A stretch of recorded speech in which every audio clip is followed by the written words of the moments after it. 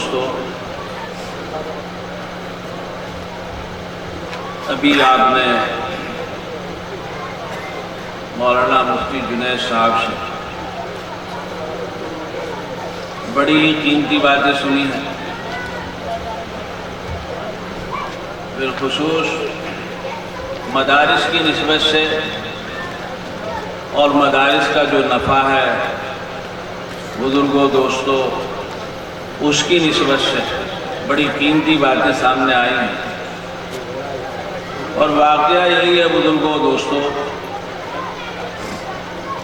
کہ دین و ایمان کی حفاظت کا عمومی ذریعہ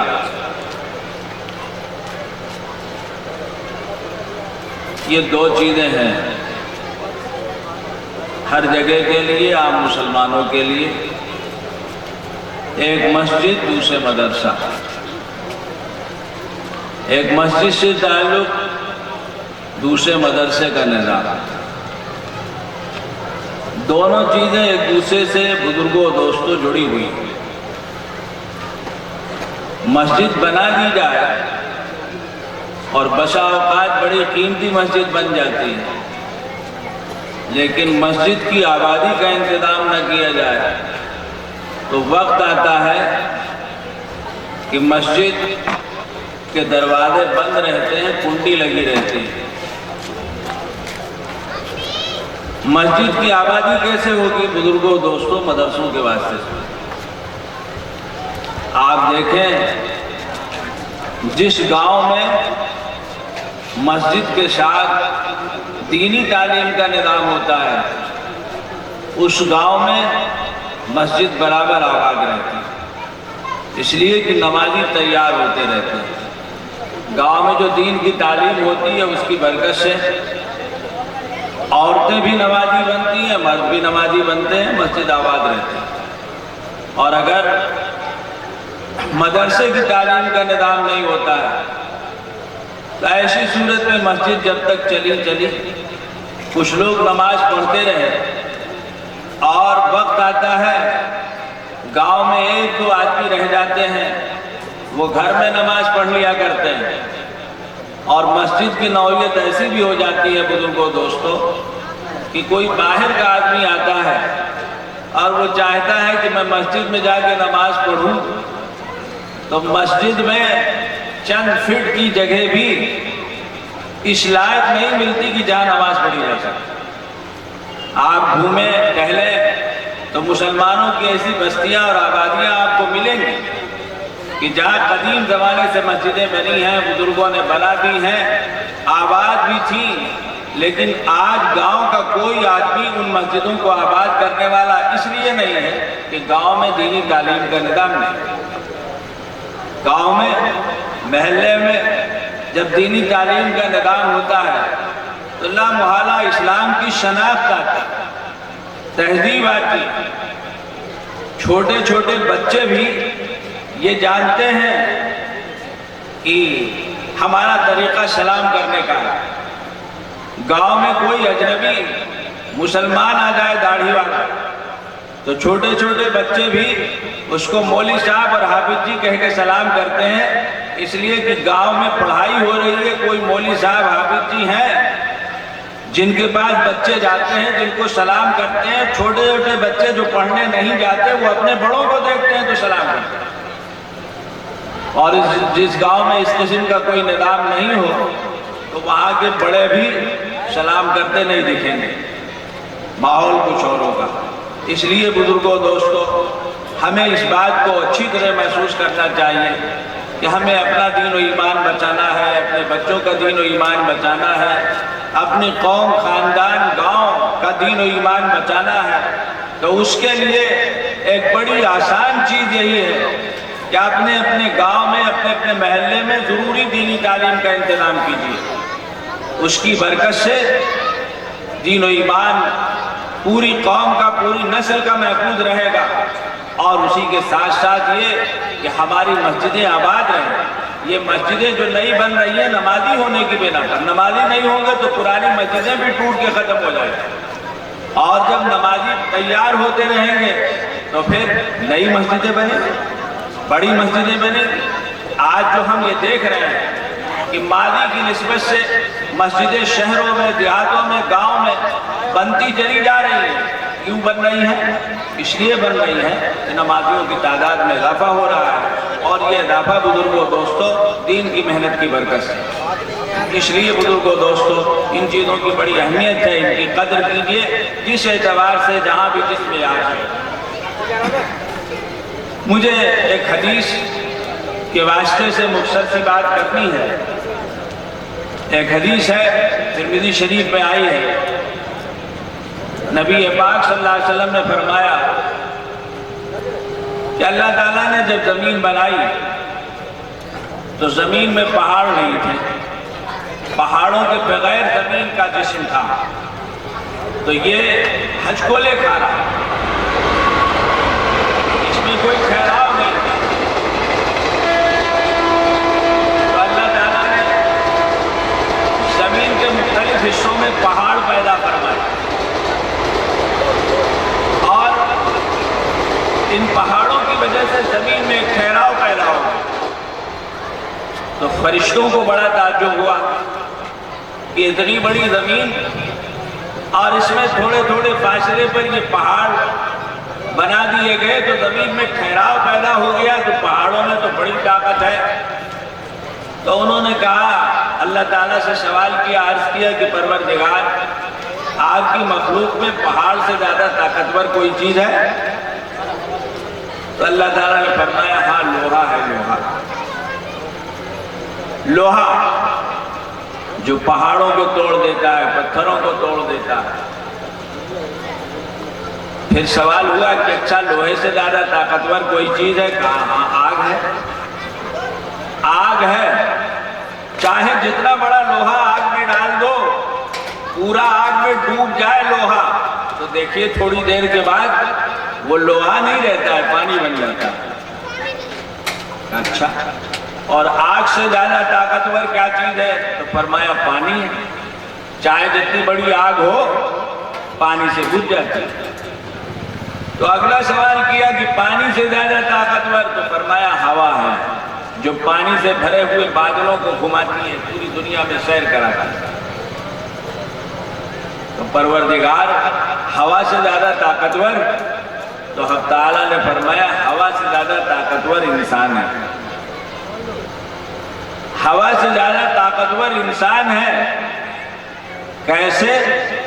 کہ اللہ کے راستے میں کچھ خرچ کرتا ہے تو اتنا چھپاتا ہے کہ بائیں ہاتھ کو پتہ نہ چلے کہ داہنے سے کیا خرچ کیا. بزرگوں دوستوں، بات اصل میں کیا ہے کہ یوں تو ہم اگر مقابلہ کریں اللہ کی ان مخلوقات سے تو ہم بڑے کمزور ہیں. ہم بڑے کمزور ہیں. کہاں پتھر، کہاں لوہا، کہاں آگ، کہاں پانی، ہر چیز ہماری جان لینے والی ہے. کہاں یہ درخت، چھوٹے چھوٹے درخت بھی ہم سے اونچے ہیں، اور چھوٹے چھوٹے ٹیلے بھی ہم سے اونچے ہیں، کوئی نسبت نہیں ہے. لیکن اللہ تعالیٰ نے ایک وصف رکھا ہے انسان میں، اس وصف کی بنا پر یہ بات فرمائی. وہ وصف کیا ہے؟ وہ وصف یہ ہے کہ انسان اپنے فطری تقاضوں کو دبا کر اللہ کے تقاضوں کو آگے رکھتا ہے، مقدم رکھتا ہے. انسان کو مٹی سے بنایا گیا. مٹی کی فطرت میں کیا ہے؟ چپک پکڑ. اسی لیے پیسہ آتا ہے تو آدمی بہت پکڑ کے رکھتا ہے، دبا کے رکھتا ہے، بغیر کسی بڑی منفعت کے جلدی کہیں خرچ کرنے کو تیار نہیں ہوتا جب تک نقد سودا نہ دکھائی دے. ہمارے کتنے بھائی ہیں بزرگوں دوستوں جن کے پاس مال ہے، زکوٰۃ فرض ہے، لیکن زکوٰۃ نہیں دیتے، اور زکوٰۃ جانے دیجئے اور بھی خیر و خیرات نہیں کرتے. کیوں؟ نقد کوئی فائدہ نہیں ہو رہا. نقد فائدہ دکھے تو خرچ کریں گے، حتیٰ کہ نقد فائدے میں اس پر بھی خرچ کر دیتے ہیں. ہمارا نام چھپے تو لے جاؤ، مسجد میں پنکھا لگا دو، ہمارا نام لکھ دے دو. مسجد میں راڈ لگا دو، ہمارا نام لکھ دینا۔ یہ نقد اتنے پہ بھی آدمی آ جاتا ہے، کچھ تو نقد ہو، لے جاؤ۔ اس لیے کہ اللہ کے ہاں سے جو ملنے والا ہے وہ ادھار ہے، حالانکہ ایسا نہیں، ایسا نہیں۔ ادھار کا نظام تو ہے آخرت کا، جنت کا۔ اللہ نیکیوں کا صلہ یہاں بھی دیتے، یہاں بھی دیتے ہیں، لیکن اصل صلہ ملنے کی جگہ تو وہ ہے۔ تو انسان کی فطرت ہے مال کو پکڑ کے رکھنا، خرچ نہیں کرے گا بغیر نفع۔ لیکن ایک مومن بندہ خرچ کرتا ہے، جب تقاضا دین کا سامنے آتا ہے، شریعت کا آتا ہے، اللہ اور رسول پاک صلی اللہ علیہ وسلم کا حکم سامنے آتا ہے تو خرچ کرتا ہے۔ پھر انسان کی فطرت میں جو چیزیں شامل ہیں وہ یہ جیسا کہ ذکر کیا کہ نقد فائدہ سوچتا ہے، اگر 1 کا 2 نہ بنے، 10 کا 12 نہ بنے تو کم سے کم نام تو بنے، تو نام سامنے رکھتا ہے۔ لیکن مومن اللہ کی نسبت سے خرچ کرتا ہے تو اتنا چھپاتا ہے، اتنا چھپاتا ہے کہ فرمایا گیا کہ بائیں ہاتھ کو پتہ نہیں چلتا کہ دائیں ہاتھ میں کیا خرچ ہے۔ یہ ہے انسان کی خوبی کہ انسان میں اللہ نے طاقت رکھی ہے کس چیز کی؟ نفس کو دبانے کی، کنٹرول کرنے کی۔ اور بزرگوں دوستو، یہی کل ایمان ہے، یہی کل ایمان ہے۔ اگر یہ آ گیا ایک مسلمان کے اندر اور یہ وصف پیدا ہو گیا کہ جہاں نفس بہک رہا ہو وہاں نفس کو قابو میں کر لو، جہاں نفس رخ بدل رہا ہو، غلط جگہ جا رہا ہو، وہاں اس کو صحیح رخ میں لے آؤ۔ بڑی مشہور حدیث ہے، ہمارے آقا حضرت محمد مصطفیٰ صلی اللہ علیہ وسلم نے فرمایا ہے، لیس الشدید بالسرعہ انما الشدید الذی یملک نفسہ عند الغضب۔ پہلوان اس کو نہیں کہتے ہیں جو کشتی میں دوسرے پہلوان کو پچھاڑ دیتا، یہ دنیا کا پہلوان ہے۔ ایک طاقتور کشتی کا ماہر دوسرے سے لڑتا ہے تو اس کی پیٹھ زمین پہ لگا دیتا ہے۔ فرمایا نبی پاک صلی اللہ علیہ وسلم نے، یہ دنیا کا پہلوان ہے۔ اللہ کا پہلوان وہ ہے جو غصے کے وقت میں نفس کو قابو میں رکھتا ہے۔ الذی یملک نفسہ عند الغضب۔ ہم اور آپ جانتے ہیں، کون نہیں جانتا جب غصہ آتا ہے تو کیا ہوتا ہے، کیا ہوتا ہے، کیا اندر ایک جذبات ہوتے ہیں، تقاضے ہوتے ہیں، ایک ہیجان ہوتا ہے، کیا کہہ دے اس شخص کو اور کیا کرے اس کے ساتھ۔ اور ہوتا بھی یہی ہے، آدمی ایک کی جگہ 10 سناتا ہے، ہلکی کی جگہ نہ جانے کتنی سب باتیں سناتا ہے، اور بسا اوقات خالی زبان تک نہیں رہتا، ہاتھ اور پیر ہی نہیں بلکہ اس سے آگے پہنچ جاتا ہے، ہتھیاروں کا استعمال کرتا ہے۔ غصہ آنے پر سب کچھ ہوتا ہے، چھوٹی چھوٹی باتیں آپ دیکھیں، رات دن سن رہے ہیں، چھوٹی چھوٹی باتوں کی وجہ سے مار پیٹ نہیں، قتل کی نوبت آ رہی ہے۔ یہ کیا ہے؟ یہ غصہ ہے، غصے میں نفس کا بھڑکنا ہے۔ فرمایا نبی پاک صلی اللہ علیہ وسلم نے، پہلوان وہ ہے جو غصے کے وقت اپنے نفس کو قابو میں رکھے۔ یہ ہے بزرگوں دوستو انسان، اور یہ ہے مسلمان شدار پکا۔ اور ایک حدیث میں آپ نے فرمایا، الکیس من دان نفسہ وعمل لما بعد الموت۔ سمجھدار کون ہے؟ تو ہم تو کہتے ہیں سمجھدار وہ ہے جو دنیا کمانے کا کوئی موقع ہاتھ سے جانے نہ دے، حلال ملے حرام ملے کوئی بحث نہیں، مسلمان بھی ہے تو دیکھا جائے، توبہ کر لیں گے، زندگی پڑی ہے توبہ کر لیں گے، کچھ صدقہ و خیرات کر لیں گے، حج کرائیں گے، تمام طرح طرح کی باتیں آدمی سوچ لیتا ہے، اور مال جہاں سے آ رہا ہو جیسے آ رہا ہو آدمی کما رہا ہو۔ جو آدمی ایسا نہ کرے اس کو ہم لوگ، ہمارے بھائی لوگ بہت سے کیا کہتے ہیں؟ بدھو ہے، پاگل ہے۔ ملتا ہوا مال چھوڑ رہا ہے، سود لینے کا موقع ہے سود نہیں لے رہا ہے، پھر اس سے آسان رشوت کا معاملہ ہے، رشوت نہیں لیتا، ساری دنیا رشوت لے رہی ہے یا رشوت نہیں لیتا، پاگل ہے، فلاں کو دیکھو فلاں کو دیکھو فلاں کو دیکھو، یعنی اس کے ساتھی براتی رشتہ دار ان سب کو دیکھو کہاں سے کہاں پہنچ گئے، اور یہ اسی میں پڑا ہوا ہے۔ تو ہم تو یہ کہتے ہیں کہ سمجھدار وہ ہے جو دنیا بنانے میں کہیں پیچھے نہ ہٹے، چاہے جہنم برباد، چاہے آخرت برباد ہو، چاہے آخرت برباد ہو۔ لیکن بزرگوں دوستوں، ہمارے آقا حضرت محمد مصطفیٰ صلی اللہ علیہ وسلم نے فرمایا ہے سمجھدار وہ ہے جو اپنے نفس کو قابو میں رکھتا ہے اور ما بعد الموت کے لیے کام کرتا ہے، نفس کے تقاضوں پہ نہیں چلتا، دنیا کے تقاضوں پہ نہیں چلتا، ماحول اور حالات کے تقاضوں پہ نہیں چلتا، رشتہ دار پڑوس ان کے تقاضے پہ نہیں چلتا، اور جو کرتا ہے زبان سے جو بول نکالتا ہے، ہاتھ اٹھاتا ہے، قدم اٹھاتا ہے، تو یہ سوچ کر کہ مرنے کے بعد اس کا انجام کیا ہوگا، مرنے کے بعد وَعَمِلَ لِمَا بَعْدَ الْمَوْتِ۔ فرمایا ہمارے آقا حضرت محمد مصطفیٰ صلی اللہ علیہ وسلم نے سمجھدار آدمی وہ ہے جو نفس کو قابو میں رکھے، بہکنے نہ دے، اور ما بعد الموت کو سوچ کے کام کرے۔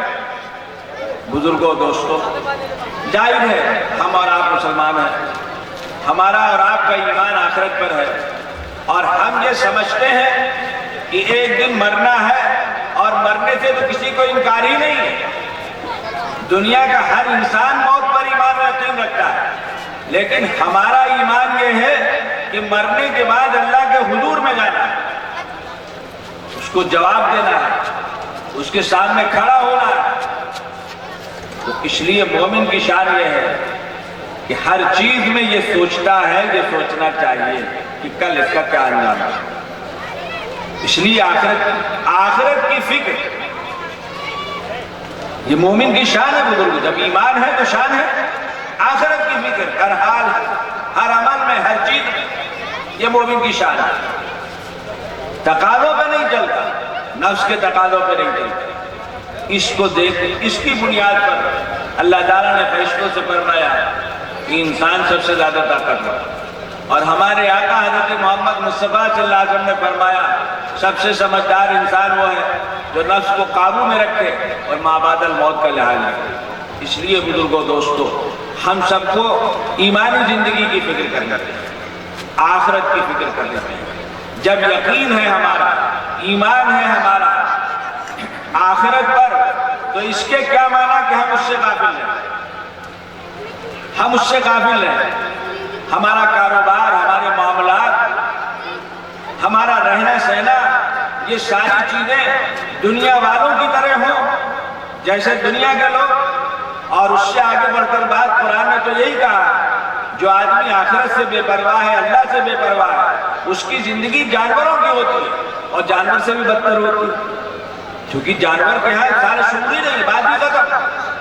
تو بزرگوں دوستوں، جب ہمارے پاس ایمان کی دولت ہے تو ہمارے اور دوسرے جو اللہ کو ماننے والے لوگ نہیں، دونوں کے درمیان فرق ہونا چاہیے، کھلا فرق ہونا چاہیے، جسے دنیا محسوس کرے۔ یہ فرق کب ہوگا؟ جب ہم اپنی اس ذمہ داری کو محسوس کریں گے کہ کلمہ طیبہ جس پر ہمارا ایمان ہے، اس کا تقاضا ہم سے کیا ہے، اس کا تقاضا ہم سے کیا ہے، اس کے مطابق ہماری زندگی کیا ہونی چاہیے۔ پنج وقتہ نمازیں، رمضان کا روزہ، اللہ نے پیسہ دیا ہے زکوٰۃ، اللہ نے پیسہ دیا ہے حج، اور بزرگوں دوستوں، دین صرف ان چند چیزوں کا نام نہیں ہے، بلا شبہ یہ چیزیں ارکان ہیں، اسلام کے ارکان ہیں، یہ اسلام اور ایمان کی پہچان اور شناخت ہے۔ ایک مسلمان نماز پڑھتا ہے تو دنیا جانتی ہے تاکہ برادران وطن بھی یہ مسلمان ہے، روزہ رکھتا ہے، پہچان ہے۔ لیکن بزرگوں دوستوں، بات صرف اتنی نہیں ہے، اس کے علاوہ یہ معاملات، آپس کے تعلقات، کاروباری چیزیں، یہ سب بھی دین کے تحت داخل ہیں۔ ابھی آپ نے اتنی تفصیل سے سنا، مولانا جنید صاحب نے بتایا ماں باپ کا حق، اولاد کا حق، رشتہ داروں کا حق، پڑوسیوں کا حق، کمزوروں کا حق، بیواؤں کا حق، یتیموں کا حق، کتنے حق ہیں جو بتائے گئے۔ اور اللہ تعالیٰ نے اپنے کلام پاک میں ایک موقع پر فرمایا بھی ہے کہ نیکی خالی اس کا نام نہیں ہے کہ نماز پڑھ لی، لیس البر ان تولوا وجوہکم قبل المشرق والمغرب، اور فرمایا ہے کہ نیکی نام اس کا ہے کہ ایمان کے ساتھ تم خرچ کرو خیر کی راہوں میں، اور آگے بعض فرائض کا تذکرہ بعد میں کیا ہے، اور غریبوں اور کمزوروں کا خیال اور ان پر توجہ اس کا تذکرہ پہلے کیا۔ یہ جو حقوق ہیں بزرگوں دوستوں، جن کی ہم کو تعلیم دی گئی ہے، جن کی تلقین کی گئی ہے اور جن کی نسبت سے ڈرایا گیا ہے، بات یہاں تک آئی ہے کہ فرمایا نبی پاک صلی اللہ علیہ وسلم نے وہ آدمی مسلمان نہیں ہو سکتا جس کے شر سے اس کے پڑوسی مطمئن نہ ہو۔ جب آپ نے یہ فرمایا کہ جس کا پڑوسی بھوکا سوئے وہ مسلمان نہیں ہے، آپ نے یہ فرمایا، اتنا بڑا حق بتایا، تو یہ بھی فرمایا کہ جس کا پڑوسی اس کے شر سے محفوظ رہو، مطمئن رہو، وہ مسلمان نہیں۔ کتنی بڑی بات ہے، لیکن آج ہم کو کتنا لحاظ ہے، آج ہم کو کتنا لحاظ ہے پڑوس کے حق۔ اور یہ تو بڑی دور کی بات ہے، جب آج ماں باپ کے حق کا لحاظ نہیں ہے بزرگوں دوستوں، تو جانے دیجئے بھائی کا حق، بہن کا حق تو بڑی دور کی بات ہے۔ حدیث میں آتا ہے ایک مرتبہ حضور اکرم صلی اللہ علیہ وسلم نے فرمایا کہ اللہ تعالیٰ کی لعنت ہو اس شخص پر جو اپنے والدین کو گالی دیتا ہے۔ تو صحابہ نے تعجب سے کہا کہ اللہ کے رسول، کیا کوئی آدمی اپنے ماں باپ کو بھی گالی دے سکتا ہے؟ وہ لوگ جو کفر شرک میں کیسے تھے وہ بھی یہ نہیں سوچ سکتے تھے کہ کوئی اپنے ماں باپ کو گالی دے گا۔ تو حضور صلی اللہ علیہ وسلم نے فرمایا اس طرح ہوگا کہ ایک آدمی دوسرے کے ماں باپ کو گالی دے گا، وہ اس کے ماں باپ کو گالی دے گا، براہ راست نہیں۔ لیکن آج صورتحال کیا ہے، بتانے کی ضرورت ہے، بتانے کی ضرورت ہے۔ آج اولاد کی طرف سے ماں باپ کے حق میں سخت لہجہ اور نہ جانے کیا کیا، کوئی خاص بات نہیں رہ گئی، شاید بات کوئی محلہ کوئی آبادی سے خالی ہے۔ تو ماں باپ کے حق کی فکر نہیں ہے تو کہاں سے بھائی اور بہن کی فکر ہوگی، کہاں سے پڑوسی کی ہوگی۔ اور ماں باپ کا مسئلہ بھی یہ ہے کہ اولاد کے حقوق کی فکر جس طرح ہونی چاہیے وہ نہیں ہے، اگر ہے تو اس میں دنیا سامنے ہے۔ اس کی تو فکر ہے کہ یہ دنیا کا بڑے سے بڑا انسان ہمارا بیٹا بن جائے، دنیا زیادہ کمانے والا بن جائے، لیکن اس کی فکر نہیں ہے کہ ہماری اولاد اچھا انسان اور اچھا مسلمان بھی۔ ہمارے آقا حضرت محمد مصطفیٰ صلی اللہ علیہ وسلم نے فرمایا اولاد کے 3 حق ہیں، اولاد کے 3 حق ہیں، اچھا نام رکھنا، اچھی تربیت کرنا، بالغ ہو جائے شادی کرنا۔